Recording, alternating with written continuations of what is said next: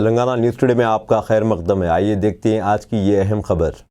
हैदराबाद के धरना चौक में ऑल इंडिया तंजीम इंसाफ की जानिब से फ़लस्तीन में हो रहे जुल्म के खिलाफ धरना दिया गया। इसमें मेहमान खुसूसी जस्टिस चंद्र कुमार, सैयद अजीज़ पशा साबिक़ MP CPI और MLC कोदंडाराम, मुस्लिम शाबान के सदर मुश्ताक मलिक, कांग्रेस कारवान के इंचार्ज उस्मान अल हाजरी और कई सियासी और समाजी कायदीन ने हिस्सा लिया और तमाम ने मुत्तफ़िक़ा तौर पर फ़लस्तीन में हो रहे जुल्म, ज़्यादती और बर्बरियत को ख़त्म करने की मांग की।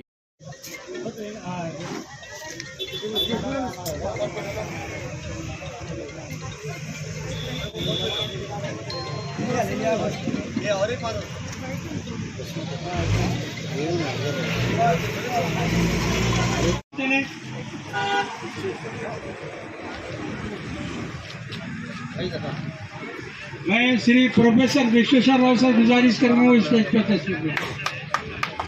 और जनाब खैरुद्दीन सूफी साहब से गुजारिश करूंगा कि वो शहनशीन पर तशरीफ लाएं। और जनाब अब्बास साहब से गुजारिश करूंगा कि वो स्टेज पर तशरीफ लाएं। और जनाब जलालुद्दीन साहब संगारेड्डी डिक्लेयर करना चाहिए। अब मेंबर रहे थे UNO के, UNO बनाया काय को, किस वजह से UNO बनाए, क्या हो ना बोल के UNO बनाए। जब UNO बनाए और जब आपका ऑर्डर आता और उसको फॉलो अगर नहीं करते तो फिर क्या मतलब है उसका। तो हम पूरे रिक्वेस्ट करते हैं कि जैसो आपकी मोहल्ला में ले जाओ, आपकी कॉलेजेस में ले जाओ, आपकी विलेजेस में ले जाओ। लोगों को पॉलिटिकल कॉन्शियसनेस जब तक नहीं आता तब तक जैसो अपन आगे नहीं बढ़ते। तुम्हारा वोट के ऊपर तुम्हारा रोजी का रहता, अपना बच्चों का नौकरी का रहता, और जो बेरोजगारी है उसके ऊपर रहता, जो रेट्स बढ़ हर इसको ताल्लुकात रहता।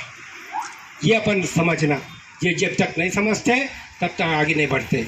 तो अपन सब दुनिया के वास्ते, अमन के वास्ते ट्राई करेंगे और इजराइल के वार को अपन कंडेम करेंगे और वहाँ ये फ़लस्तीन का जो मासूम लोग हैं उनके मदद में करेंगे। Thank you very much. इस तड़प के साथ वो फ़लस्तीन के कॉज के लिए मुस्तकिल बात करते हैं। याद रखिए कि हैदराबाद में कुछ ही लोग बच गए हैं और उसमें हम इनकी बड़ी कदर करते हैं, बड़े एहतराम भी करते हैं कि मुख्तलिफ़ इशूज़ पर पाशा अवेयरनेस पैदा करने की कोशिश करते हैं। अब आइए मसले पर। इस वक्त दुनिया का सबसे बड़ा दहशतगर्द अगर कोई है तो वो बाइडन है। बाइडन दुनिया का सबसे बड़ा दहशतगर्द है और नंबर 2 अगर देखेंगे तो नेतन्याहू है। और जो समझिए कि मुल्क UNO को नहीं मानता है, इंटरनेशनल फोरम्स को नहीं मानता है, इंटरनेशनल वॉइस को नहीं मानता है, तो फिर उसको UNO की मेंबरशिप से उसको खारिज कर देना चाहिए, ब्लैक लिस्ट करना चाहिए। और ये काम इंडिया अगर आगे बढ़ता है तो ये काम बहुत आसानी से होता है। अब देखेंगे 4 के बाद इंडिया का सफ़र किस तरफ चलता है या क्या चलता है। इस वक्त UNO कह रहा है, सारी दुनिया कह रही है कि जंग रोक दी जाए। अब आप ये कहते हैं कि हम जंग तो रोकेंगे लेकिन जो गज़ा को ऑक्युपाई किया है उसको हम छोड़कर नहीं जाएंगे।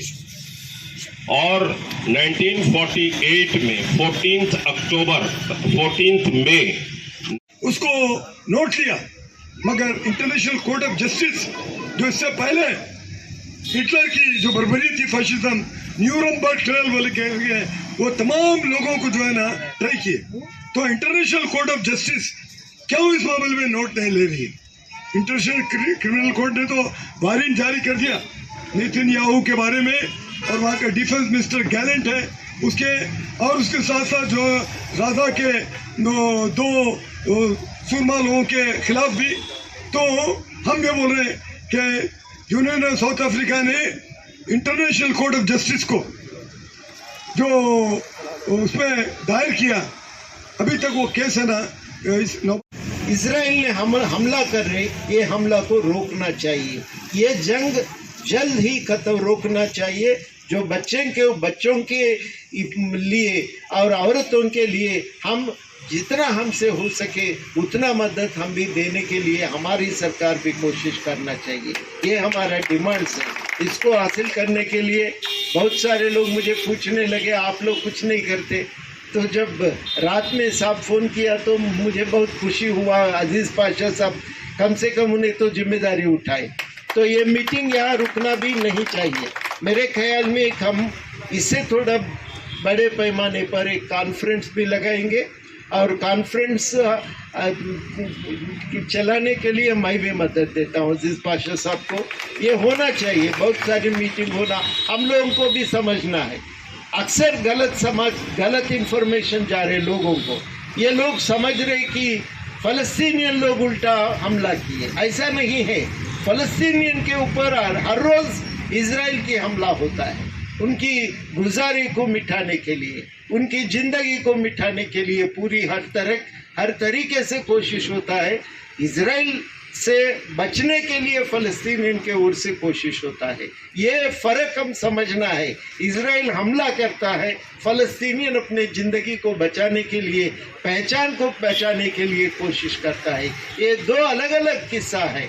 ये दो अलग अलग किस्सा है। अपने ज़िंदगी को बचाने के लिए कोशिश करते हैं। तो ये लड़ाई में हमेशा हम जिसको इंसाफ दिलाने के लिए कोशिश होना चाहिए उनके तरफ हम रहेंगे, हम कोशिश करेंगे। क्योंकि उसके ऊपर हमला होता है, इजराइल फ़लस्तीन के ऊपर हमला करते हैं, तो रोकने के लिए हमारा कोशिश है। इसीलिए हमने मीटिंग की है। जहाँ पे भी